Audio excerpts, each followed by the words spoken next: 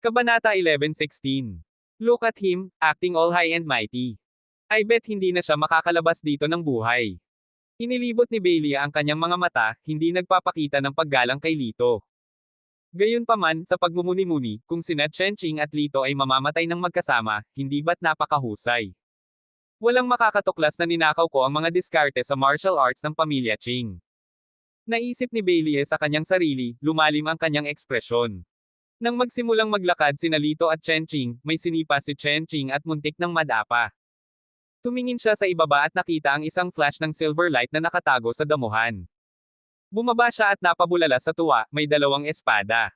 Sa sobrang tuwa, pinulot niya ang mga espada at ibinigay ang isa kay Lito. Talagang maswerte tayo na nakahanap ng mga armas sa simula pa lang ng ating paglalakbay.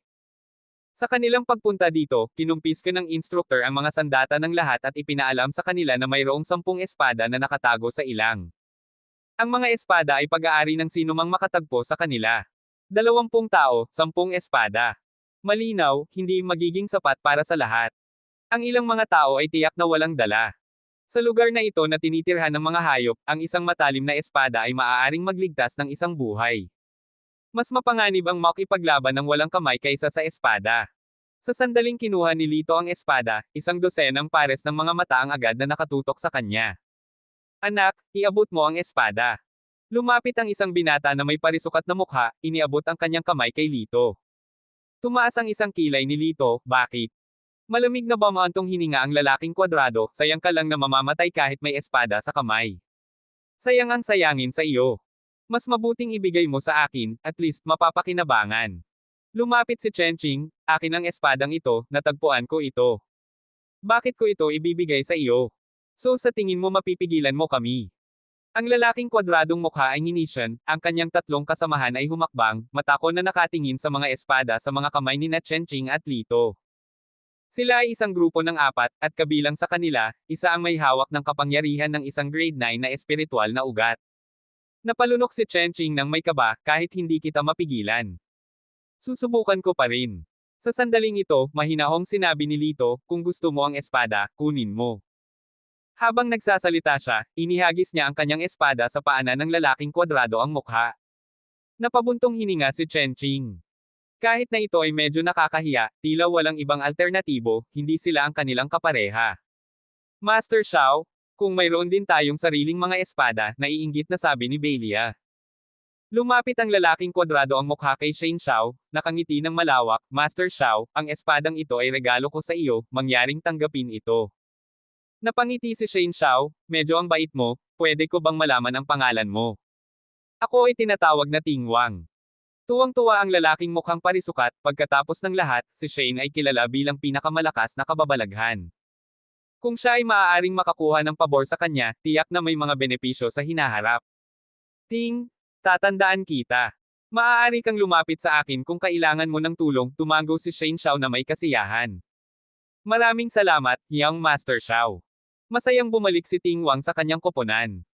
Pinaglaruan ni Shane Xiao ang espada sa kanyang kamay, nakatingin sa nanlulumaw na sina Lito at Chenching na may mapanuksong ekspresyon, kung gusto mo talaga, hindi imposible. Lumuhad ka at yumuko, at ang espadang ito ay sa iyo. Tumango si Bailey, laganap ang mga halimaw dito. Walang silbi ang isa sa inyo rito. Ang pagkakaroon ng espadang ito ay maaaring magpahaba ng kaunti sa iyong buhay. Ano pa ang hinihintay mo? Lumuhad ka at mabuhay ka, panunuyan ng isa pang kasama ni Shane Xiao. Naikuyom ni Chenching ang kanyang mga kamao, nalampasan na ninyo ang linya. Nang malapit na siyang lumaban, tinapik ni Lito ang kanyang balikat, tero na. Walang kwenta ang pakikipagtalo sa mga walang alam. Ngunit ang espadang iyon. Si Chenching ay nagmamakaawa. Hindi natin kailangan ng espada, mahinahong sabi ni Lito. Hindi makapaniwalang tumingin si Chenching kay Lito, Brother Lito, hindi mo alam kung gaano kabangges ang mga pumapatay dito. Kung walang espada, mahirap gumalaw ng 1 pulgada. Magtiwala ka sa akin, sabi ni Lito na may mahinang ngiti. Trust you. Trust this failure. Mas mabilis kang mamatay. Humagalpak ng tawa si Ting. Tumikim si Bailia, walang alam, mayabang. Sa pagtingin sa kalmadong tingin ni Lito, hindi alam ni Chenching kung bakit, ngunit bigla siyang nakaramdam ng hindi maipaliwanag na pakiramdam ng kumpiyansa. Sige, Kuya Lito, maaaring hindi ka magtiwala sa lahat, ngunit naniniwala ako. Mukhang nakapagdesisyon na siya, ipakita natin sa mga hamak na iyon ang ating kapangyarihan. Tumango si Lito, umalis kasama si Chenching patungo sa kailaliman ng ilang. Napailing si Ting sa tuwa, napahamak ang dalawang iyon. Ang mga hayop ay magkakaroon ng buong pagkain ngayon. Pagkatapos ng kalahating araw na paglalakbay, si Chenching ay nagngangalit pa rin, walang humpay na nag-iingay. Hindi ko akalain na magiging ganoon siyang klaseng babae, mali talaga ang paghusga ko sa kanya. Galit na bumulong si Chenching, kapag nakabalik na tayo, kailangan kong kunin ang aking cultivation technique. At this point, he sighed, baka hindi na tayo bumalik, baka mamatay tayo dito. Hindi ito isang lakas, ito ay isang katiyakan. Nang siya ay lalong nanlumo, si Lito, na naglalakad sa harapan, ay biglang huminto. Gulat na tanong ni Chenching, ano yon? Itinuro ang masukal na kagubatan sa unahan, sinabi ni Lito, may bagay doon. Ito. Hindi pwedeng hayop to, di ba? Tumulo ang malamig na pawis sa mukha ni Chenching, nakipag-usap na ako sa mababang antas ng mga hayop noon, ngunit ang mga narito ay sinasabing nasa kalagitnaan ng antas. First time kong makaharap sila. Ang mga tenga ni Lito ay malapit nang magkaroon ng mga kalyo dahil sa kanyang patuloy na pagdaldal. Nagsalita siya ng walang pakialam, kung natatakot ka, maaari kang manatili dito. Pupunta ako doon mag-isa. Itinuwid ni Chenching ang kanyang leeg, paano iyon gagana? Kailangan kitang protektahan. Hindi nakaimik si Lito. Umiling siya at hindi nagpaliwanag. Dahan-dahan siyang lumapit sa masukal na kagubatan, hinawi ang damo, at nakita niya ang isang matanda at lalaking halimaw. Mukha itong rhinoceros, ngunit may kakaiba, hugis pamaypay na istruktura sa paligid ng leeg nito. Ang kulay ng balat nito ay cyan gray, at mukhang medyo magaspang at matigas. Intermediate na hayop. Bulong ni Lito, kumikinang ang pananibik sa kanyang mga mata. Womiero, wala tayong armas, tingnan mo kung gaano kakapal ang balat nito. Kung sisibayan natin ito, masisira ang ating mga kamay bago ito mamatay. Makatwiran ang pagsusuri ni Chenching. Gayunpaman, umiling si Lito, bihira ang mga intermediate beast. Hindi natin pwedeng palampasin ang pagkakataong ito. Kapatid na Lito, tulad ng sinasabi, ang impulsayon ay ang demonyo. Huwag magmadali, tayo. Habang pinapayuhan siya ni Chenching, tumayo si Lito at tinungo ang halimaw. Mapahamak ito. Nagmura si Chenching sa ilalim ng kanyang hininga, ngunit kinailangan niyang ihanda ang sarili at sumunod. Nang malapit na si Lito sa halimaw, napansin siya ng halimaw, mabangis na itinaas ang ulo nito, at ang masasamang mata nito ay tumitig kay Lito. Kinuha ni Chenching ang isang sanga mula sa lupa, iminuwestre sa halimaw gamit ito, at umiling, ang bagay na ito ay hindi pa sapat para mabunutin ito ng ngipin. Pagkatapos ay pumulot siya ng bato, Kuya Lito, nakaisip ka na ba ng diskarte? Sinabi ni Lito, anong diskarte? Nasa critical juncture na tayo ngayon, don't play coy with me. Kung maglakas loob kang kumilos ng ganito, dapat may naiisip kang plano, di ba? Tumingin si Chenching kay Lito ng may pag-asa. Sabihin mo sa akin dali para makipagtulungan ako sa iyo, gagamit ba tayo ng diversion tactic? O ang paghuli ng pagong sa isang diskarte sa banga? Umiling si Lito. Wala akong plano. Nawala ang kulay sa mukha ni Chenching. Nagbibiro ka ba? Saka ano ang ipaglalaban natin dito? Kahit magkasama tayo ay hindi kasing bigat ng isang paa nito. Itinaas ni Lito ang kanyang kamao. Gamit ito. Nakanganga si Chenching, kumbinsido na si Lito ay nawala sa kanyang isip. Dagandong. Noon lang, nawalan na ng pasensya ang halimaw. Tinapakan nito ang mga paa sa harap sa lupa at umalingaw-ngaw kay Lito. Naghagis ng bato si Chenching, ngunit walang naramdaman ang hayop. Kuya Lito, kaliwa ka, kanan ako, charge. Si Chenching ay sumugod. Dagandong. Hinamon ng mga hamak na tao, ang lalaking halimaw ay umungal na galit na nakabuka ang bibig. Isang malakas na shockwave ang sumabog na nagpapalipad pabalik kay Chenching. Pagkatapos ay ibinaling ng halimaw ang tingin kay Lito. Nakatitig sa mabangis na hayop, kalahating taas na mas matangkad sa kanya, napangiti si Lito. Ang kanyang walang pakialam na kilos ay nakitang hamon ng mabangis na hayop. Muli nitong ibinuka ang bibig at nagpakawala ng galit na ungol. Naglalagas ang mga puno sa paligid bilang tugon sa Dagandong. Gayunpaman, si Lito ay nanatiling ganap na kalmado, na lalong nagpagalit sa hayop. Umungol ito ng mailap, itinaas ang napakalaking paa at itinadyak ito. Ang ganitong tadyak ay makakabasag ng mga buto ng tao. Boring. Tumalon si Lito, na itinutok ang isang kamao na kasing laki ng sandbag, na nakatutok sa likod ng halimaw. Hindi nakuha ng halimaw ang pag-atake nito ngunit wala itong pakialam. Sa mga mata nito, ang mahinang taong ito ay hindi dapat katakutin. Ngumuso ito ng masama. Ang ekspresyon nito ay tila nagsasabing, ang kamao mo ay hindi gaanong mahalaga. Hindi ito pinansin ni Lito. Habang malakas niyang inilapag ang kanyang suntok, isang malabong imahe ng isang nagninangas na phoenix ang lumitaw sa kanyang paligid. Sa oras na napansin ng halimaw ang panganib, huli na ang lahat. Sa isang kalabog, isang madugong butas ang nasuntok dito, at ang mga buto nito ay naputol agad. Thump! Ang makapangyarihang hayop ay nahulog ng husto sa lupa. Iniunat ang leeg at nagpakawala ng matinding hiyaw, puno ng hinanakit at galit ang mukha nito. Humakbang si Lito at kinagat ang leeg nito. Tiningnan niya ang sarili niyang kamao, nakaramdam ng labis na kasiyahan at pagkasabik, hindi ko akalain na ang kapangyarihan ng Phoenix ay napakagaling.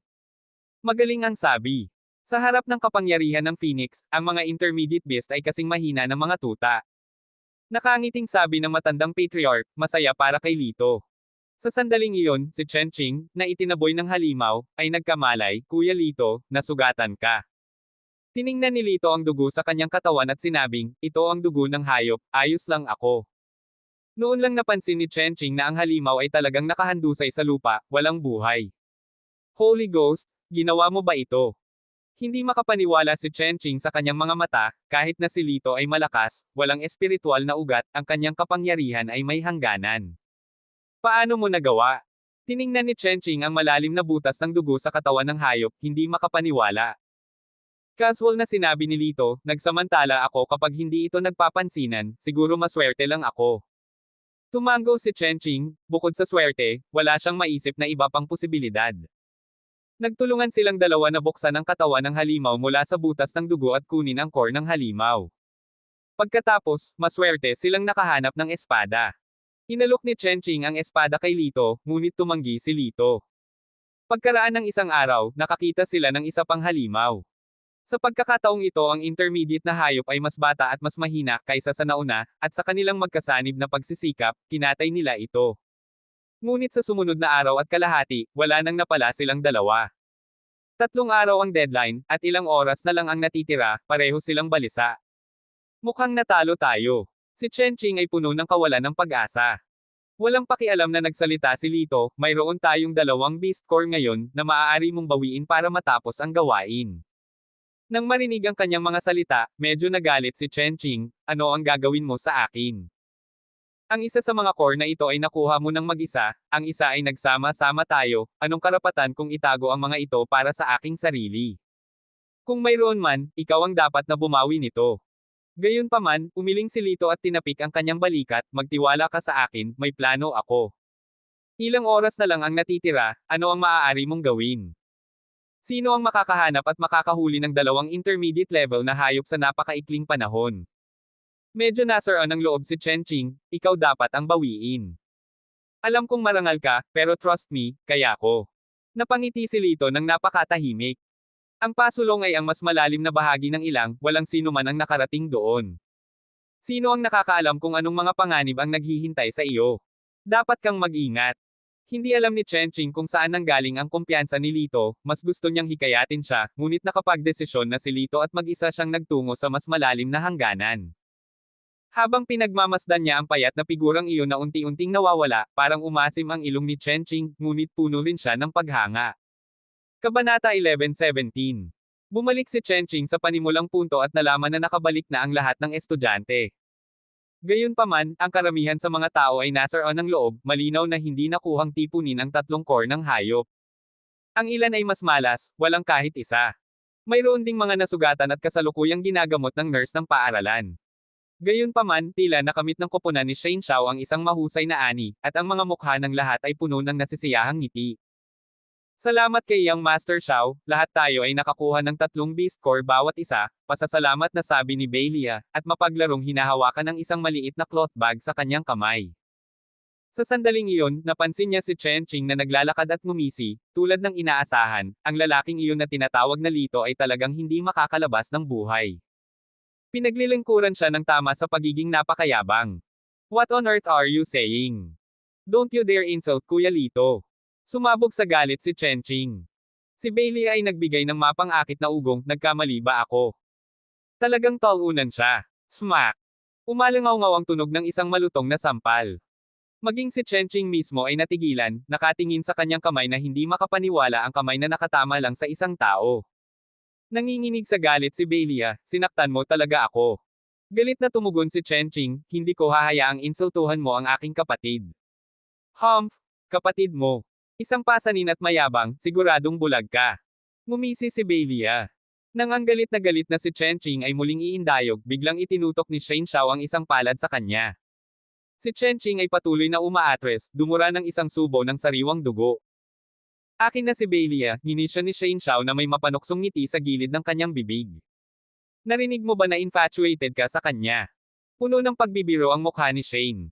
Kahit ang babaeng mahal mo ay hindi ka bibigyan ng sulyap, nakakaawa ka talaga. Huwag kang masyadong mayabang. Naikuyom ni Chenching ang kanyang mga kamao. Nang medyo tense na ang atmosphere, dahan-dahang lumapit ang mentor, kumusta ang resulta mo? Karamihan sa mga tao ay nahihiya na ibinaba ang kanilang mga ulo. Si Shane at ang kanyang grupo ay may kumpiyansa na gumawa ng 3 middle level na beast core. Mentor, 2 lang ako. Nang ilabas ni Chenching ang 2 beast core, lahat ay nagtawanan. Worthless is just worthless. Patay na ang isa, 2 lang ang nakuha ng isa. Si Shane at ang kanyang grupo ay walang awang nanunuya. Umiling ang mentor, no good, it has to be 3, you're disqualified.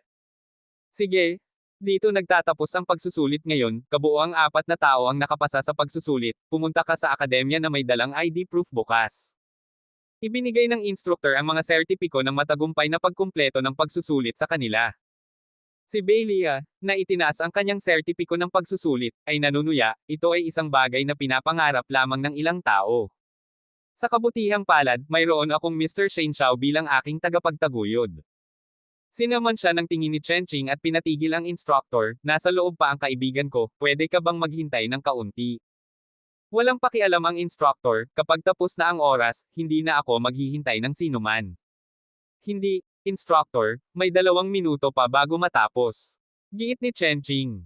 Umiling ang instructor, based on my past experiences, if he hasn't returned by now, malaki ang chance na hindi na siya babalik. My condolences. Narinig mo ba? Baka kinain ng mga ganid na hayop ang katawan niya. Sinadya ni Beilia na itinaas ang kanyang boses para pukawin si Chenching. Napuno ng luha ang mga mata ni Chenching, ayaw maniwala na patay na si Lito. Sa sandaling ito, kumuha si Shane Xiao ng beast pill mula sa kanyang bulsa, mayroon akong isa dito. Kung lumuhad ka sa harap ko at sasabihin na si Lito ay isang tulala, ang beast pill na ito ay sa iyo. Nang makita nila ang beast pill, nagliwanag ang mga mata ng lahat. Isa itong pagkakataon na makapasok sa Heavenly Energy Academy. Ang mga taong iyon ay halos nangangati na agawin ito, hindi sila utol sa pagluhod, lalo na ang pagyuko at pagtawag sa kanya ng ama. Dumura si Chenching, anong klaseng tao sa tingin mo sa akin, ako si Chenching. Aalis. Ngunit kung wala ang beast pill na ito, hindi ka makakapasok sa Heavenly Energy Academy. Tinukso siya ni Shane Xiao. Nasa akin ang beast pill niya. Biglang kumalat ang isang malakas na boses. Nang marinig ang pamilyar na boses na ito, tuwang-tuwa si Chenching. Paglingon niya, nakita niya si Lito na naglalakad. Eksaktong 5 segundo bago ang deadline. Kinagat ni Shane Xiao ang mga sulok ng kanyang bibig, hindi inaasahan na ang taong ito ay magpapatuloy sa kaparangan at makakabalik pa ring buhay. Habang papalapit si Lito, ibinuka niya ang kanyang palad, at sa ibabaw nito ay isang intermediate monster core. Iniwan mo ito sa akin. Sabi ni Lito. Saglit na nagulat si Chenching bago siya nakapag-react. Hindi niya maintindihan kung paano nakuha ni Lito ang isa pang intermediate monster core sa napakaikling panahon. Ibinigay ni Lito ang beast core kay Chenching, kung saan ginisya ni Shane Xiao, hindi ako naniniwalang makakabuo ka ng 3 pang intermediate monster core. Wala talaga akong intermediate beast cores. Nanatiling kalmado ang ekspresyon ni Lito habang dumukot sa kanyang bulsa at naglabas ng isang item. Nang makita ang bagay, huminga ang lahat. Maging ang tutor ay masyadong natigilan para makapagsalita. Sa kamay ni Lito ay isang gintong halimaw na core, nakasisilaw at naglalaman ng isang malakas na espiritual na kapangyarihan. Ito. Hindi magandang tingnan ang mukha ni Shane Xiao. Curious na nagtanong si Beilia, ano ito? Bakit kumikinang ito? Ngunit ano ang mahalaga? Anyway, ang nakakainis na lalaking ito ay hindi makapasok sa Sky Energy Academy. Gayunpaman, ang kasunod na mga salita ng tagapagturo ay bumasag sa kanyang ilusyon. Nanginginig na lumakad ang mentor, kumuha ng magnifying glass para tingnang mabuti, pagkatapos ay hindi makapaniwalang sinabi, saan mo nakuha ang advanced beast pellet na ito? Itinuro ni Lito ang likod niya, malalim sa ilang. Pinatay mo ba?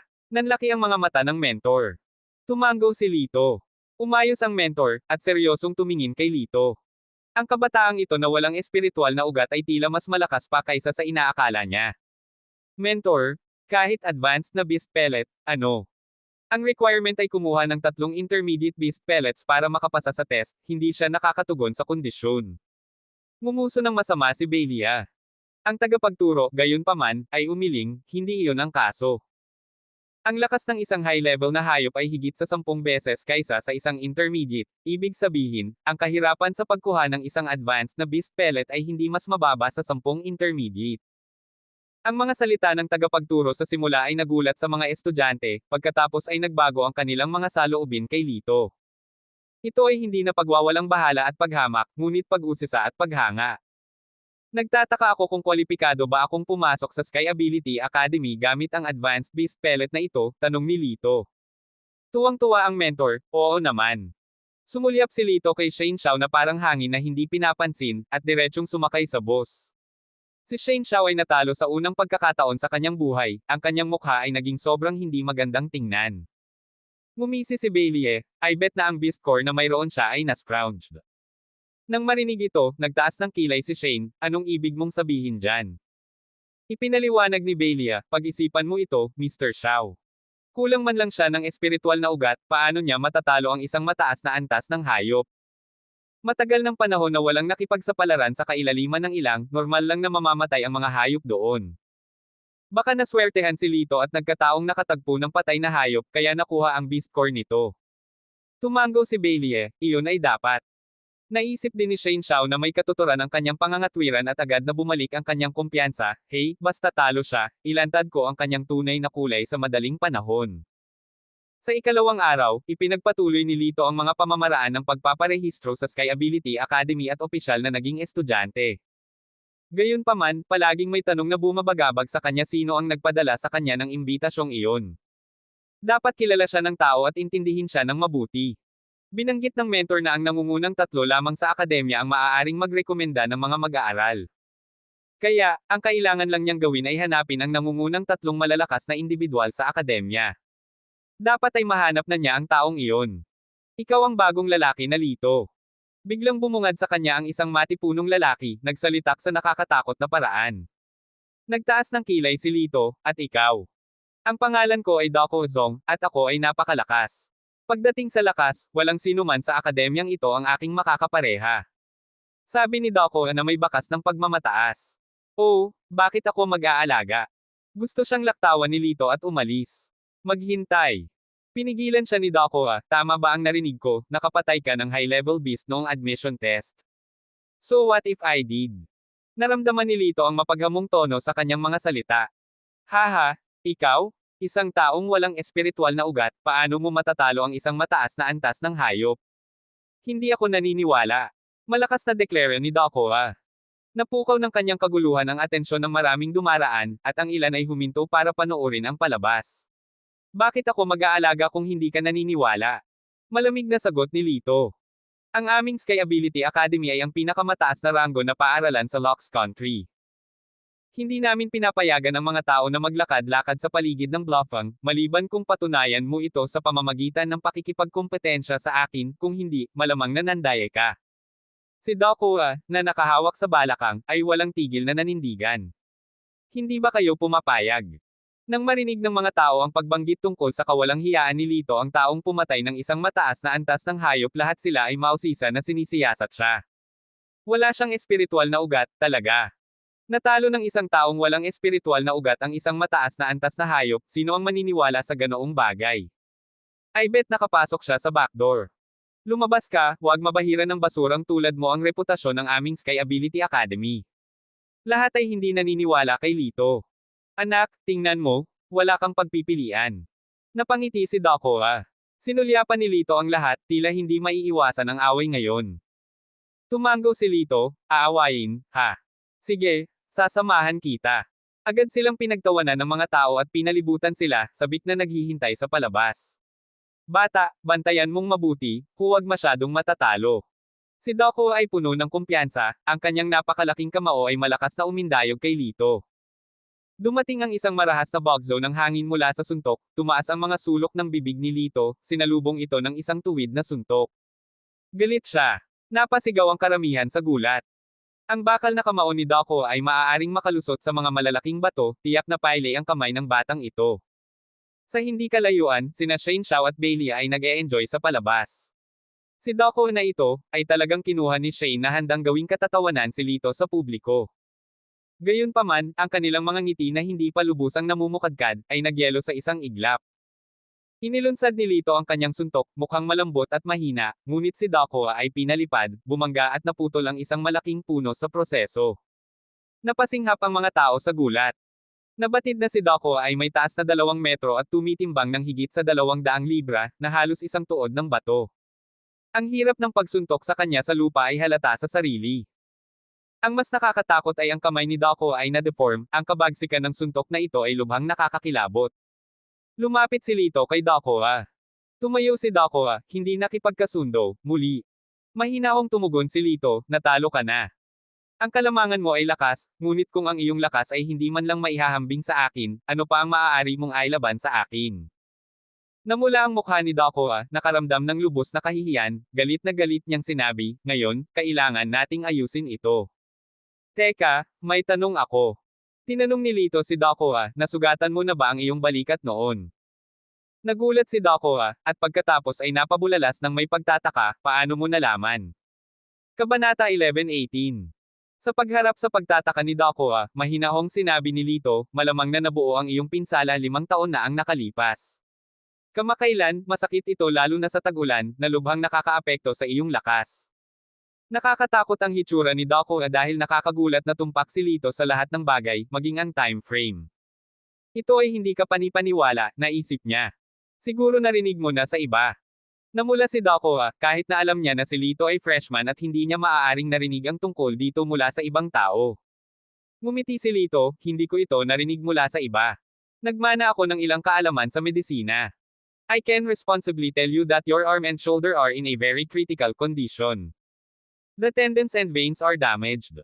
Kung hindi ka nakatanggap ng treatment sa loob ng 3 araw, mawawala ng silbi ang braso mo. Namutla si Dako.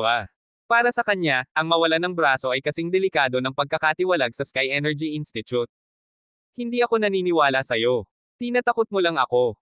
Mariing umiling si Dako. Maya-maya pa'y biglang lumibot ang mukha niya sa sakit habang nakahawak sa kanyang balikat na kumakabog. Maniwala ka man o hindi, ikaw ang bahala. Pero kung hindi, magsisisi ka sa loob ng 3 araw, mahinahong sabi ni Lito, saka tumalikod para umalis. Maghintay. Biglang lumuhad si Dako, pakiusap, tulungan mo ako. Si Dako ay mula sa isang karaniwang pamilya, at ito ay sa pamamagitan ng kanyang walang humpay na pagsisikap na siya ay nakapasok sa Sky Ability Academy. Inaasahan niya na pagkatapos ng graduation, kikita siya ng malaking pera at mabigyan ng magandang buhay ang kanyang pamilya. Gayunpaman, kung talagang nasira ang kanyang balikat, ang lahat ng kanyang mga nakaraang pagsisikap ay magiging walang kabuluhan. Ang eksenang ito ay natigilan sa lahat. Walang sino man ang umaasa na ang balangkas ay magkakaroon ng ganoong pagliko. Walang silbi ang pagsusumamo sa akin, panimula ni Lito, ang kailangan mo lang gawin ay sabihin sa lahat, sino ang nagpadala sa iyo para manggulo para sa akin. Ikinuyom ni Dako ang kanyang kamao, tila na pagpasyahan, at biglang itinuro si Shane Xiao, binayaran ako ng lalaking iyon doon para mawala ang mukha mo sa harap ng lahat. Ang taong itinuturo niya ay walang iba kundi si Ting Wang, na nakatayo sa likod ni Shane Xiao. Biglang nagbago ang mukha ni Ting, ang lalaking ito. Napaka-unreliable. Lubhang umasim ang mukha ni Shane. Itinuring na lubhang kaiyahiya ang gayong mga panlilinlang, at maraming mga kaklase ang nagsimulang magturo at magbulungan tungkol sa kanila. Anong tukana? Oo, ano ang beef niya sa kanya? Mukhang siyang Master Xiao ang lalaking iyon, at kaibigan niya si Ting Wang. Siyang Master Xiao kaya ang nag-orkestra nito. Nang marinig ito, tiningnan ni Shane Xiao si Ting Wang. Agad na lumuhad si Ting, sumigaw ng malakas, pasensya na, Yang Master Xiao, kumilos ako ng kusa, karapat-dapat akong bugbugin. Pagkasabi nito ay sunod-sunod na sampal ang ibinigay niya sa sarili. Kaya hindi si Master Xiao ang nagsulsul nito. Alam ko, si Shane Xiao ang pinaka-talented na individual, imposibleng gawin niya ang ganoong bagay. Lahat ay nakahinga ng maluwag. Tara na. Si Shane Xiao, na may malamig na mukha, ay tumalikod at naglakad palayo. Bago umalis, tinitigan niya ng masama si Lito, na ibinalik ang kanyang tingin na may mapanghamong ngiti na sumabit sa gilid ng kanyang bibig. Damang-dama ang galit ni Shane, nanginginig ang kanyang mata sa galit. Sa kanyang unang laban pagkatapos mag-enroll, siya ay lubos na natalo. Hindi pa siya naging dehado pagkatapos. Hinding-hindi ko ito pababayaan. Sa kabilang banda, sigurado si Lito na si Shane ang nasa likod ng mga aksyon ni Ting. Pero kahit na binanggit niya ito, hindi marami ang maniniwala sa kanya. Gumawa ng daanan. Gumawa ng daanan. Sa sandaling iyon, isang babaeng nakasuot ng puting lab coat ang bumasag sa pulutong ng mga estudyante at nagpatuloy sa paglalakad. Mayroon siyang mesla na mukha na may buto ng melon, maputi ang balat, mapupungay na kilay, at hugis almond na mga mata na nagpapakita ng kaunting kawalang interes. Kahit na nakabalot siya ng maluwag na lab coat, ramdam pa rin ng isa ang kanyang matangkad at slim figure. Ang mga lalaking estudyante sa malapit ay agad na nagpahayag ng mga pananabik nang makita siya. Ang mga tao ay labis na nabighani sa kanya, hindi lamang dahil sa kanyang nakamamanghang kagandahan, kundi pati na rin sa kanyang background, dahil siya ay anak ng dekano ng Sky Ability Academy. Magandang umaga, Dr. Shen. Malumanay na tumango si Uni Shen. Sa sandaling nakita niya ang mga kamao ni Dako na namamaga ng doble sa laki nito, agad siyang napakunot ng noo. Kayong mga estudyante, bakit palagi kayong nag-aaway sa school? Lumapit siya, binuksan ang medical box na dala niya, at sinimulang balutan si Dako ng antiseptics at gauze. Na may pulang mukha, napakamot ng ulo si Dako gamit ang kabilang kamay, salamat, Dr. Shen. Sa ilalim ng abalang pagtrato ng makatarungan at maisla ng mga kamay ni Dr. Shen, ang kanyang mga kamay ay lalong gumanda, na ginawang labis na inggit ang mga lalaking estudyante sa paligid kay Dako at sana sila na lang ang nasugatan. Pwede mo na bang gamutin ang balikat ko? Nang gumaling ang kanyang kamay, lumingon si Dako upang tanungin si Lito. Bago makasagot si Lito, nagsalita si Uni Shen, nagbibiro ka ba? Dapat kang pumunta sa ospital para sa pinsala sa balikat mo. Gayunpaman, umiling si Dako. Hindi mabilang na ospital ang binisita niya sa paglipas ng mga taon, ngunit walang doktor ang makakatulong sa kanya. Ang buto dito ay malubhang na dislocate at ang mga ugat ay nabara. Masasabi kong may kumpiyansa na walang ordinaryong doktor ang makakagagamot dito, mahinahon at may kumpiyansang sabi ni Lito. Tinignan ni Uni Shen si Lito ng isang beses at sumangot ng malamig, hindi ko hahayaan ang isang estudyante na magulo sa ilalim ng aking oras. Teacher, handa akong subukan siya. Sinabi ni Dako. Hindi pwede. Malakas na tumutol si Uni Shen, kung maglakas loob kang manggulo, magre-report ako kaagad sa akademya. Paano ito? Dahan daw ang iminungkahi ni Lito, kung hindi ko siya mapagaling, wala kang kailangang gawin, isusumbong ko ang aking sarili at kukunin ang parusa mula sa akademya. Pero kung sinulyapan niya ng masama si Uni Shen, kung mapagaling ko siya. So ano? Hindi isinasapuso ni Uni Shen ang kanyang mga salita, mapanlate niyang sinagot, kung gayon, ako ang magiging kasintahan mo. Nang marinig ito, natuwa agad ang lahat ng mga nanood. Nakagat ni Uni Shen ang kanyang labi, naramdaman na maaaring siya ay naging mapusok. Nakakairite sa kanya ang nakakasiguradong tingin sa mukha ni Lito. Gayunpaman, wala siyang intensyon na bawiin ang kanyang mga salita, dahil hindi siya naniniwala na mapapagaling ni Lito ang pasyente. Nanlaki ang mga mata ni Lito sa gulat. Nang makita ang kanyang reaksyon, malamig na bumantong hininga si Uni Shen, huwag mong sabihin sa akin na hindi ka kasama sa deal na ito. Gayunpaman, hindi mo siya mapapagaling. Kaya't huwag kang gumawa ng walang patutunguhan na mga daydream. Masyadong tamad si Lito para sumagot. Wala siyang anumang interes sa paghahanap ng kasintahan, gusto lang niyang tapusin ng mabilis ang bagay na ito, at bumalik sa paglilinang sa Ancient Jade. Naglabas siya ng ilang pilak na karayom at mabilis na ipinasok ito sa mga acupuncture point sa balikat ni Dako. Pagkatapos, sa isang banayad na kisap mata, isang surge ng Phoenix Power ang pumasok sa balikat ni Dako. Sa isang iglap, naramdaman ni Dako na ang kanyang balikat ay inihaw sa apoy, halos kumukulo ang kanyang dugo. Siya ay nasa bingit ng hindi makayanan, sumisigaw ng ligaw sa desperadong paglaya. Dahil sa eksenang ito, paulit-ulit na napaatras ang lahat sa takot. Baka may mali. Walang sino man ang nakakita ng ganitong nakakatakot na paraan ng paggamot noon. Kalokohan. Sa pagmamasid sa sitwasyon, nagbago ang ekspresyon ni Yunishen at hahakbang na sana siya para pigilan ang karagdagang pagkilos. Mabilis na binawi ni Lito ang mga karayom. Mabilis na kumikibot ang mga kalamnan ng kanang braso ni Dakoa, lumapit siya sa isang batong kalahating tao na matangkad at ibinagsak ang kanyang kamao. Bang! Nadurog ang buong bato. Kailangan mong malaman, ito ay isang mataas na nababanat na granat. Biglang sumabog ang mga tao sa sobrang tuwa. Pinagaling niya talaga. Galing. Ito ay praktikal na banal na gamot. Naghiyawan ang mga estudyante. Sa lahat ng tao, ang mukha ni Yunishen ang pinakapangit. Ano ang sinabi niya? Kung kaya niyang gamutin ito, magiging girlfriend niya ito. Sa sandaling ito, nais ni Yunishen na makagat niya ang sarili niyang dila.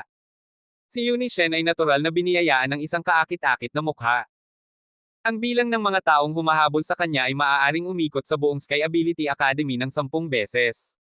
Sa sandaling ito, nag-aalala siya na walang humpay na abalahin siya ni Lito dahil dito. Gayunpaman, sa kanyang pagtataka, hindi man lang siya sinulyapan ni Lito para sa buong proseso, at umalis kaagad nang matapos ito. Tumigil ka. Nakaramdam ng hinanakit at galit si Yunishen, mababa ba ang tingin mo sa akin? Bahagyang namula ang malambot at malatokwa niyang pisngi, at may galit sa maganda niyang mga mata. Lumingon si Lito at walang pakialam na sumagot, wala akong ideya kung ano ang sinasabi mo. Aaminin ko na talo ako, pero hindi mo ako magiging girlfriend. Namula si Yunishen habang nagsasalita. Oh, yun ba? Hindi ko rin sinadya na maging girlfriend kita. Umiling si Lito, napakalmado ng kanyang tono. Ano? Si Yunishen ay hindi makapaniwala sa sarili niyang mga pandinig. Habang nagtatanong siya sa buhay, nang muli siyang tumangala, si Lito ay lumayo na. Ang mga hajijek ay nanggaling sa mga babaeng malapit. Hindi ko nakita na darating, kahit siya ay maaaring tanggihan. Galit na tinitigan ni Yunishen ang umaatres na figure ni Lito. This guy was like a jinx to her, walang nangyaring maganda sa paligid niya. Ngumisi siya, kinuha ang kanyang medical kit, at naglakad palayo. Sa susunod na buwan, si Lito ay nag-aaral sa Sky Ability Academy at nagkaroon ng mapayapang panahon. Maliban sa pagdalo sa mga klase, ginugol niya ang lahat ng kanyang oras sa Old Jade sa pagpatay sa mga demonyong hari. Tinukoy pa siya ng ninuno bilang isang lubhang determinadong binata. Samantala, ang ikapitong artifact ay ganap na sumanib, at ang ikawalong artifact ay nagsimulang magsanib. Ang Ancestor, na nakatingin kay Lito nakakapatay lang ng 5 demonyong hari sa isang hininga at humihingal ng husto sa lupa, ay tumawa ng kasiya siya, sa bilis na ito, sa wala pang kalahating taon, kapag ang lahat ng 10 artifact ay pinagsama at lahat ng Phoenix na table task ay nasisipsip, hi. Ipinagmamalaki ng ninuno, sa buong planetang ito, walang makakapantay sa iyo. Maaari mong maliitin ang lahat. Nakatingin sa walang katapusang kawalan sa loob ng Old Jade, naisip ni Lito sa kanyang sarili, ayokong maliitin ang lahat, gusto ko lang mahanap si Ning sa Immortal World. Bigla siyang tumalon, again. Nabaliw ka na ba? Nagtatakang bulalas ng matandang nuno. Kalimutan mo na ito, kalimutan mo na ito. Habang ang iba ay nag-aalala na ang kanilang mga inapo ay hindi ambisyoso, isang pagpapala ang magkaroon ng isang masipag na inapo na tulad mo. Ang matandang ninuno ay nakaramdam ng labis na kasiyahan at nagpatuloy sa pagtawag sa Demon King. Isang araw, pagkatapos ng kanyang klase, biglang nakatanggap si Lito ng tawag mula kay Carlito. Sa sandaling sumagot siya, narinig niya ang isang kakaiba at nag-aalalang boses mula sa kabilang panig, Guro, grabe. Hindi na makatagal si Kuya Carlito. Nang marinig ito, sumimangot si Lito, ano nga ba ang nangyari? Sumagot ang lalaki, napakaraming tao ang nakapaligid sa amin. Maraming kapatid ang napatay, si kapatid na Carlito ay malapit ng gumuho, Guro, mangyaring iligtas kami. Nasaan ka? Matigas na tanong ni Lito. Ang maririnig lang ay ang ingay sa background, pinaghalong iba't ibang hiyawan at tunog ng labanan, at tila bumuhos ang malakas na ulan. Sa sandaling iyon, sumigaw ang lalaki, huwag mo akong patayin. Tiyak na ipaghihiganti kami ng guro. Halos hindi na nawala ang boses nang marinig ang isang kulog, at pagkatapos ay nagkaroon ng katahimikan. Maliwanag, ang subordinate na iyon ay pinatay. Ang ekspresyon sa mukha ni Lito ay naging napakalamig.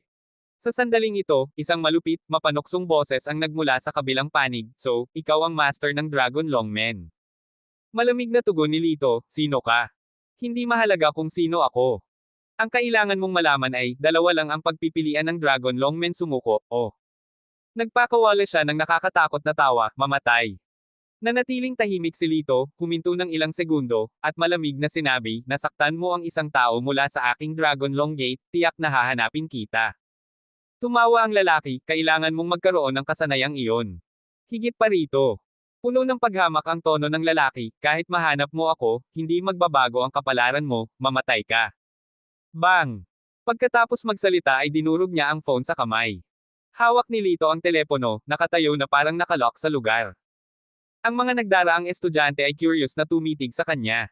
Biglang, isang hindi kapani-paniwalang malakas na aura ng malisyosong layunin ang lumabas mula sa kanya, na naging dahilan upang bahagyang manginig ang lupa. Threaten me. Haha. Sa ilalim ng mga mata ng lahat, ang kanyang katawan ay nagbago sa isang sinag ng puting liwanag, agad na naglaho sa manipis na hangin. Kabanata 11:19. Atensyon, mga miyembro ng Dragon Gate, hanapin ang lokasyon ni Carlito ng buong lakas. Bib, i-deploy ang lahat ng available na relasyon, hanapin ang numero ng teleponong ito.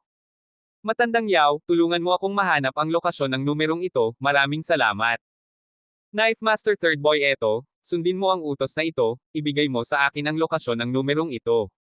Sa loob lamang ng ilang minuto, masiglang nag-utos si Lito. Sina Biblin, Knife Master Third, at Niloyaw at ang iba pa, ay hindi nang ahas na magpakalma, at agad na naghanap ng buong lakas. Gayunpaman, dahil limitado ang kanilang kapangyarihan, hindi nila masyadong nalaman. Sa sandaling ito, isang tawag ang dumating mula sa isang hindi inaasahang tao. Tungkol sa sitwasyon ni Carlito, mayroon akong kaunting lead. Gusto mo bang malaman? Hindi napigilan ni Hanamo ang paghajijek, ang kanyang boses ay kaakit-akit gaya ng dati. Gayunpaman, walang reaksyon si Lito, malamig na tumugon lamang, magsalita ka, kaagad. Bakit ang fierce mo? Napabuntong hininga si Hana, kaka-rating ko lang sa Bihing Airport, mas mabuting sunduin mo ako ngayon, bilis. Pagkasabi niyon ay bigla niyang ibinaba ang telepono. Hinawakan ni Lito ang kanyang cellphone at nagngangalit ang kanyang mga ngipin, habang maghahanap na sana siya ng kotse, may lumabas na puting sedan mula sa akademya. Agad na inihinto ni Lito ang sasakyan. Biglang huminto ang sasakyan, at lumabas si Yuni Shen, nanlilisik ang kanyang magagandang mata, nababaliw ka na ba? May death wish ka ba? Gayunpaman, lumakad si Lito at dumiretso sa passenger seat, sa airport. Tumigil sandali si Yuni Shen, saka tumawa, sa tingin mo ako ang driver mo. At saka, ganoon ba tayo kalapit? Sumulyap si Lito sa kanya, natalo ka sa taya noong nakaraan. Bahagyang nakonsensya si Yuni Shen at hindi komportable na sinabi, sige, dadalhin kita sa airport bilang isang write-off. Isang malamig na buntong hininga ang kanyang pinakawalan, sa pag-aakalang isa itong kuripot na lalaki. Nang nasa kalsada na minamaneho ni Yuni Shen ang sasakyan. Bilasan mo, bilasan mo. Sabi ni Lito. No way. This is my car, I'll decide the speed. Inilibot ni Yuni Shen ang kanyang mga mata sa kanya, kung sino siya sa tingin ng lalaking ito. Pull over, ako na ang magdadrive. Ipinahayag ni Lito. Nang marinig niya ang sunod-sunod niyang pag-uutos, nagalit din si Yuni Shen. Pinaharurot niya ang sasakyan at galit na sinabi, masyado ka nang nagtatanong. Malaking pabor na nga na pinapasok kita sa kotse ko, huwag mong ipilit ang swerte mo. Bago pa siya makatapos ay napabuntong hininga siya, nabara ang boses niya sa lalamunan. Dahil biglang tumingin sa kanya si Lito. Ang kanyang titig ay matindi at nagyayelo, puno ng isang likas, nakakapanghina ng buto na nakamamatay na layunin. Ikaw. Si Yuni Shen ay hindi pa nakakita ng ganitong nakakatakot na mga mata sa buong buhay niya. Naramdaman niya ang pagtibok ng kanyang puso at nakaranas ng mapusok na pagnanasang tumalon palabas ng umaandar na sasakyan. Lumipat ka na, ako ang magdadrive. Malamig na utos ni Lito, ayokong ulitin ang sarili ko sa pangatlong beses. Dahil sa matinding pagkabalisa, napalunok si Yuni. Para sa ilang kadahilanan, isang nagbabala na boses sa loob ng kanyang ulo ang nagbabala sa kanya, kung tumanggi siya sa kanya, maaari siyang mamatay sa isang trahedya na kamatayan. Fine. You can drive. But there's no need to be so fierce. Malungkot na bamulong, tinanggal ni Yuni ang pagkakabukod at lumabas ng kotse.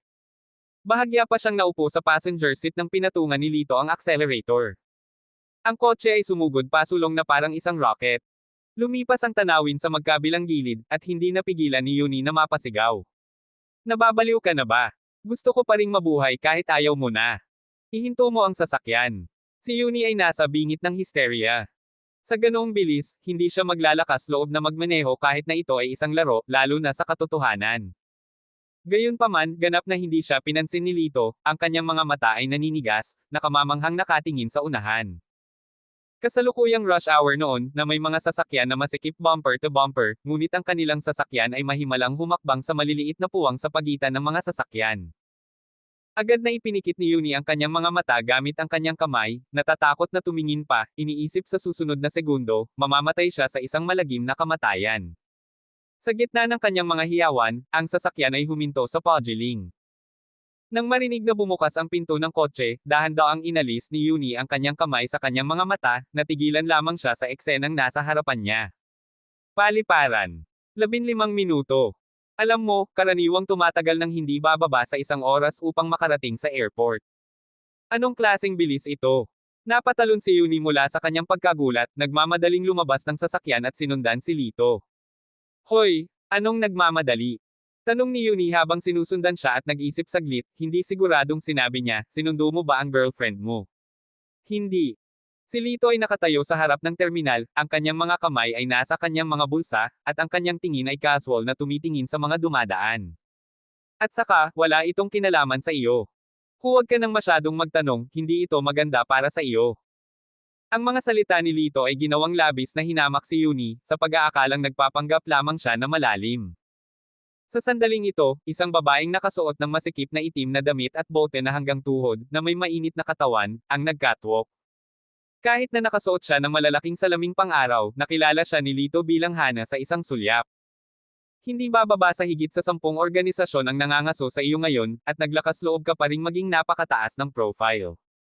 Sinulyapan ni Lito ang mapang-akit na figure ni Hana. Tinapik ni Hana ang balikat ni Lito, hindi ba nandito ka? Hehe. Kinunot ni Lito ang gilid ng kanyang bibig at sinabing, ano ang alam mo tungkol sa mga bagay ni Carlito? Ah, basang kumot ka talaga. Kapag may dumating dito, hindi man lang nag-abala ang host na mag-entertain, sa halip ay malamig na nagtatanong, ungol ni Hana, kagat-kagat ang mapupulang labi. Siya ay lumitaw na kaawa-awa, gayunpaman, ang kanyang magagandang mata ay kumikinang ng may kumpiyansa. Ilang beses na niyang ginamit ang taktika na ito at palagi itong gumagana sa mga lalaki. Gayunpaman, sa susunod na segundo ay sinakal niya ang kanyang lalamunan.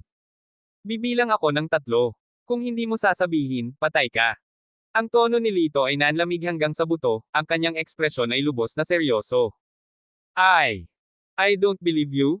Stop joking with me. Medyo nahihirapang sabi ni Hana, ngunit may ngiti pa rin sa kanyang mukha. Snap! Biglang humigpit ang pagkakahawak ni Lito, na parang may kaunting lakas, mamabali ang leeg ni Hana. Sa wakas, natakot siya. Hindi siya makapaniwala na may makakalaban sa kanyang charade. Pabayaan mo ako. Bitawan mo ako. Nanginginig siya. Hindi umimik si Lito at hindi bumitaw, malamig lang siyang tinitigan. Namula ang mukha ni Hana, humagulgol siya, mali ako, hinding-hindi na ako maglalakas loob, mangyaring huwag mo akong patayin. Noon lang bumitaw si Lito. Napaluhod si Hana sa sahig, mabilis na sinabing, hindi maginhawa ang lugar na ito, pumunta tayo sa ibang lugar para mag-usap. Lumingon si Lito at sinabing, sumakay ka sa kotse. Sa gilid, tinulungan ni Yuni si Hana na tumayo, ngumuso, napakabayolente ng lalaking ito. Paano niya nagagawang tretuhin ang isang babae sa ganitong paraan? Nanatiling nakayuko si Hana, hindi naglakas loob na magsalita. Pagdating pa lang nila sa parking lot, biglang sumulpot ang 3 tao na hamarang sa sasakyan. Umalis na kayo. Malamig na utos ni Lito. Hehe, paniguradong malaki ang bunganga ng binatang ito. Baka alam mo muna kung sino kami, pakli ng isa. Casual na sumagot si Lito, hindi ako interesado. Humalaklak ang lalaki, ganun ba? Well, makinig ka. Mula kami sa pamilya Chin. Ang babaeng ito ay nagpadala ng mga asasin pagkatapos ng ulo ng aming pamilya. Ngayong narinig namin na bumagsak siya sa biyaya, inutusan kaming maghayganti sa kanya. Nang marinig ang pangalang Qin family, isang hitsura ng takot ang kumalat sa mukha ni Hana. Sila ang numero 1 magnate na pamilya sa Timog, na responsable sa pinakamalaking deal na nagawa sa Blood Valley. Ang pamilya Chin ay palaging naghahanap ng pagkakataong makapaghiganti, na nangangakong papatayin siya sa matinding sakit. Matapos ipahayag ng mga miyembro ng pamilya Chin ang kanilang pamana, tumingin sila kay Lito ng may kasiyahan. Gayunpaman, nanatiling hindi nagbabago ang ekspresyon ni Lito, wala akong pakialam kung saang pamilya ka nagmula. Ngayon, umalis ka, o mamatay. Namula ang mga mukha nila sa galit, brat, you refuse the toast only to drink a forfeit. Patayin muna natin, tapos patayin ang babae na yan. Bago pa man sila makatapos magsalita at kumilos, si Lito, na orihinal na nakatayo, ay hindi inaasahang naging isang flash ng puting liwanag. Bang! Bang! Bang! Umalangaw-ngaw ang tatlong pidgel na putok. Ang tatlong individual ay biglang itinapon, ang kanilang mga katawan ay nabasag, sa isang kaawa-awang kalagayan. Si Lito ay walang pakialam na tumayo sa isang tabi, tulad ng sinabi ko sa iyo na umalis kayo rito, ito ang makukuha mo sa hindi pakikinig. Pagkasabi niyo ay dumiretso na siya sa sasakyan. Nagmamadaling sumunod si Hana.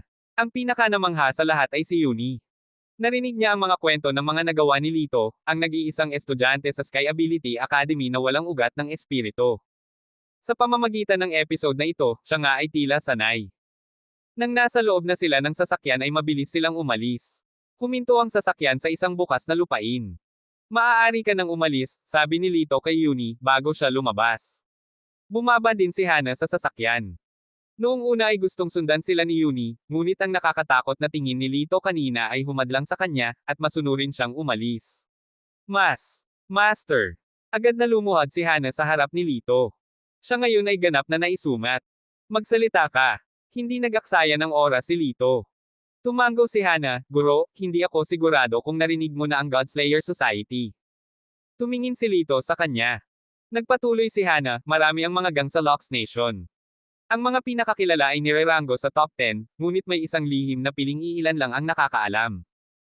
7 sa 10 gang na ito ay kinokontrol ng isang mahiwagang organisasyon, the Godslayer Society. Tungkol sa iba, hindi sila mangangahas na sakta ng lipunan, na nagpapahintulot sa kanila na mabuhay.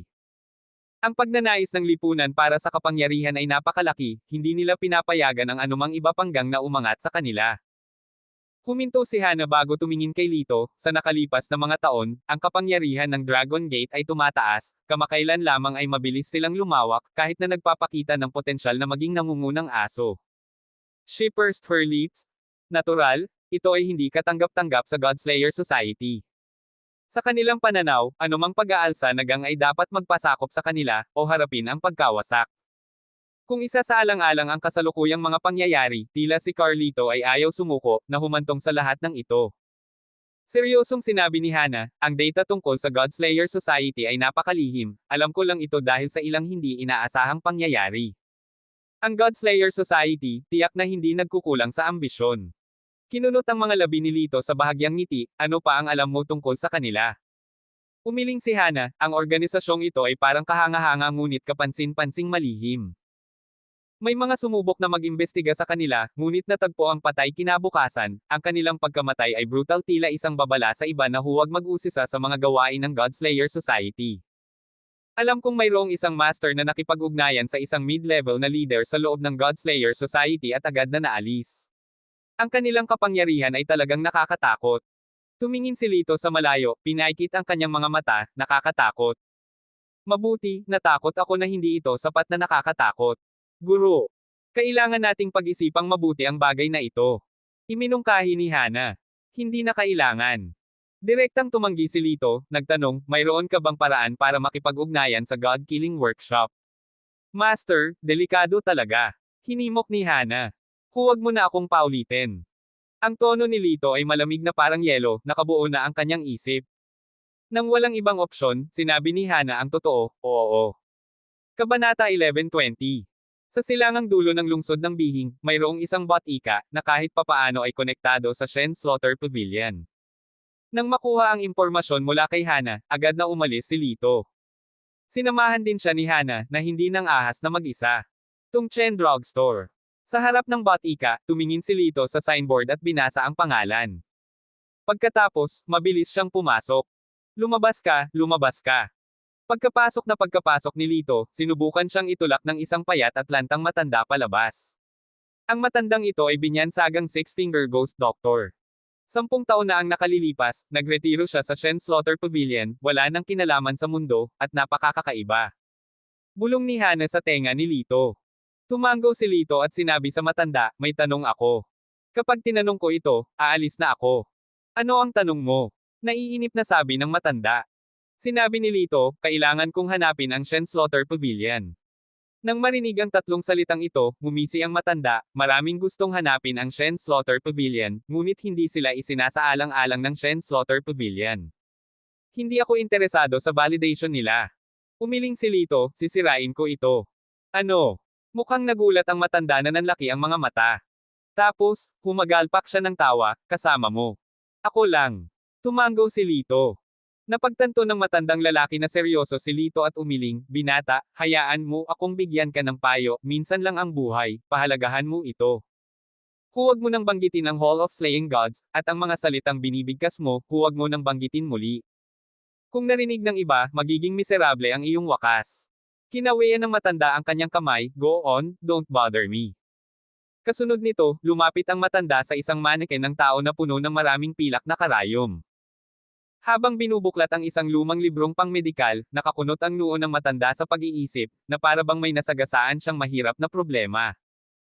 Gayunpaman, alam ni Liti sa isang sulyap na siya ay nag-aaral ng isang sinaunang paraan ng acupuncture, ang 18 demons suppressing needles, isang paraan na nawala.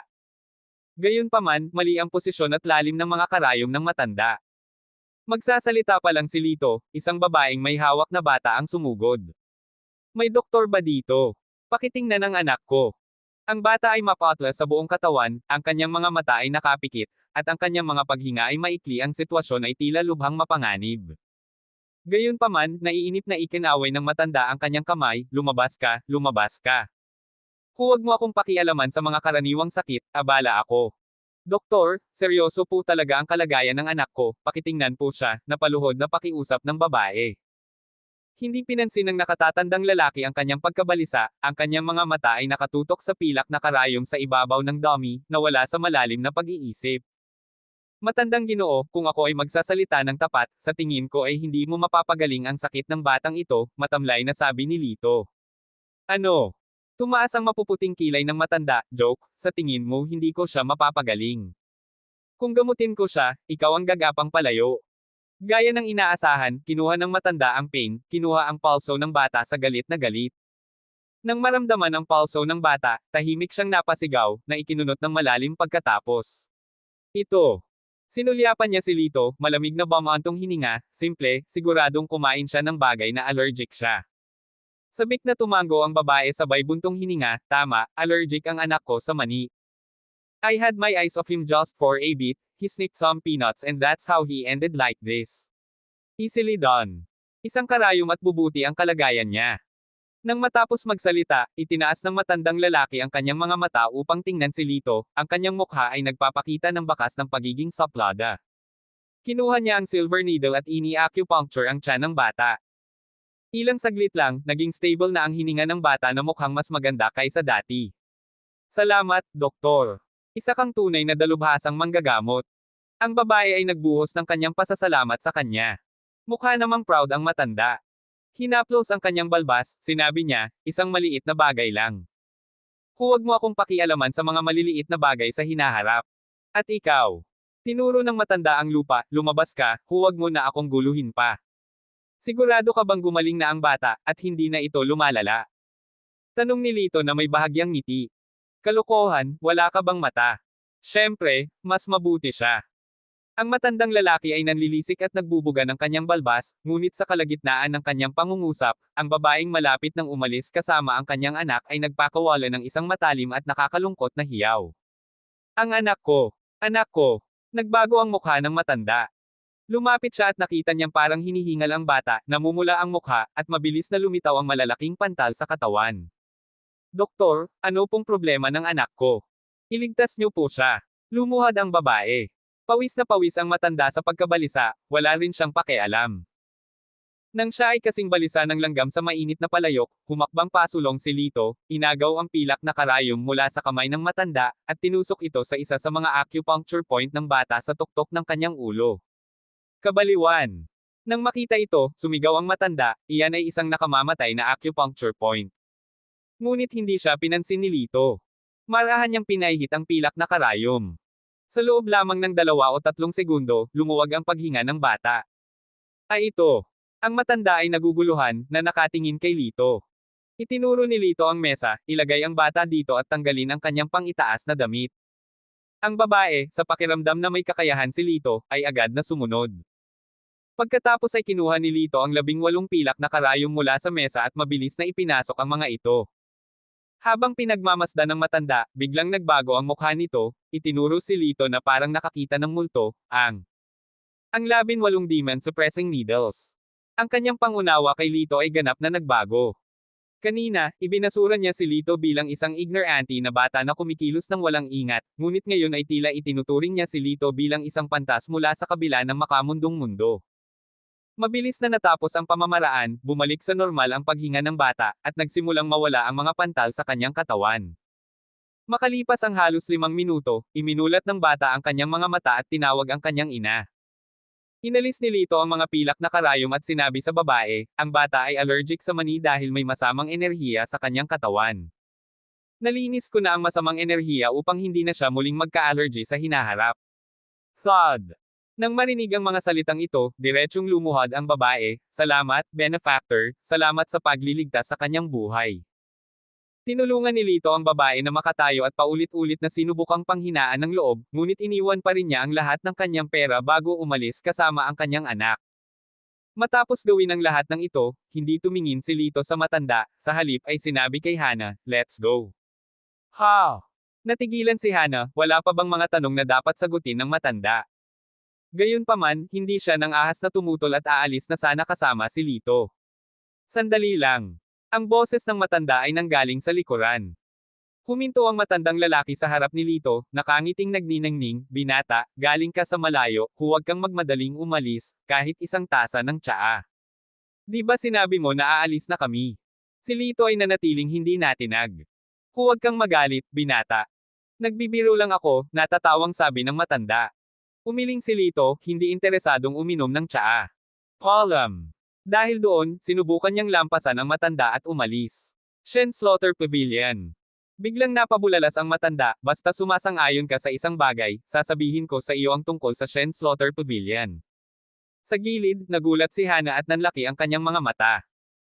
Kung iisipin, ang six-fingered ghost doctor na ito, na kilala sa kanyang kakaibang personalidad, ay magbubunyag ng impormasyon ng napakabilis. Gayunpaman, tila inaasahan na ito ni Lito, kung hindi ako nagkakamali, gusto mong matutunan ang 18 needle technique sa pagtalo sa kasamaan. Exactly. Can you teach me, young man? Halos 10 taon na akong nag-aaral ng Tattered Scroll pero wala pa ring pahiwatig. Sa pagsasalita tungkol sa bagay na ito, ang matanda ay nakasuot ng mukha na puno ng pagkabalisa. Tumango si Lito, oo naman, posible, pero hindi mo naman ako niloloko, hindi ba? I swear on my 6 fingers. If I mislead you, you may take the 6 fingers. Same time na saad ng matanda. Sige, kung gayon naniniwala ako sa iyo. Lumapit si Lito sa isang mannequin, tinanggal ang mga pilak na karayom na nakaipit dito, at nagsimulang ipaliwanag ang bawat isa sa matanda. Matapos ang ilang oras, nagawa niyang maipaliwanag ng husto ang lahat ng 18 karayom. Nakuha mo ba lahat yan? Lumingon si Lito sa matanda. Sa kanyang pagkamangha, nakita niya ang matanda na may luhang tumutulo sa kanyang mukha. Ang isang pakikipag-usap sa iyo ay nagkakahalaga ng 10 taon ng pagbabasa. Pinunasan niya ang kanyang mga mata, sinabi niya, nag-aral ako ng 10 taon at hindi ko maisip. Ngayon, pagkatapos kong marinig, malinaw na sa akin ang lahat. Sa puntong ito, napuno siya ng damdamin, at lumuhod bigla, hindi lang iyon, marami sa aking mga kawalan ng katiyakan ay naalis na. Ikaw ang aking benefactor. Para marinig ang katotohanan sa umaga at mamatay sa gabi ay sapat na. Kahit na mamatay ako ngayon, sulit pa rin ang buhay. Nang matapos ang kanyang mga salita, nagpatira pa siya bilang pasasalamat. Napabuntong hininga si Lito, ang matandang ito, talagang karapat-dapat sa palayaw na ghost doctor. Isa siyang baliw na tao. Huwag kang aalis ngayon. I would like to invite you for a meal and further discussion. Sa pagtingin kay Lito, kumislap ang mga mata ng matanda, na para bang nakakita siya ng isang mahalagang kayamanan. Hindi ako available ngayon, gawin natin sa ibang araw. Magalang na tinanggihan ni Lito. Ang matanda ay nakaramdam ng matinding pagkabigo at bumantong hininga bago nagtanong, Godslayer Square, sigurado ka bang gusto mong pumunta doon? Tumango si Lito. Pumunta ang matanda sa likod ng counter, naglabas ng nakalock na drawer, at nagbuklat ng mapa bago ituro ang isang pulang bilog, ito ang gitnang base ng Godslayer Square. Kinuha ni Lito ang mapa, nagpasalamat sa lalaki, at tumalikod para umalis. Gusto ko pa ring payuhan ka ng isang beses, hindi napigilan ng matanda na magsalita, Godslayer Square, gaya ng ipinahihiwatig ng pangalan nito, ay isang bagay na kahit na ang mga Diyos at mga demonyo ay hindi nang ahas na pukawin. Nakakatakot daw ang totoong kapangyarihan sa likod nila. Nagtaas ng kilay si Lito, anong klaseng kapangyarihan? Seryosong sinabi ng matanda, The Immortal Cultivation World. Nang marinig ang tatlong salitang ito, hindi sinasadyang huminga ng malalim si Hana. Gayunpaman, nanatiling walang pakialam ang hitsura sa mukha ni Lito. Nagpasalamat na lamang siya sa lalaki bago umalis sa tindahan ng gamot. Guru. Kitang-kita sa mukha ni Hana ang pag-aalala, hindi natin kayang pukawin ang Immortal Cultivation World. Sumulyap si Lito sa kanya, maaari mong piliin na huwag pumunta. Mula sa sandaling ito, malaya kang pumunta kung saan mo gusto. Hindi, nag-aalala si Hana na mas maraming tao ang darating para maghayganti sa kanya. Tumawag si Lito, pagkatapos ay sinabi kay Hana, sa loob ng 10 minuto, isang tao mula sa Dragon Long Gate ang magliligtas sa iyo. Pero paano ka?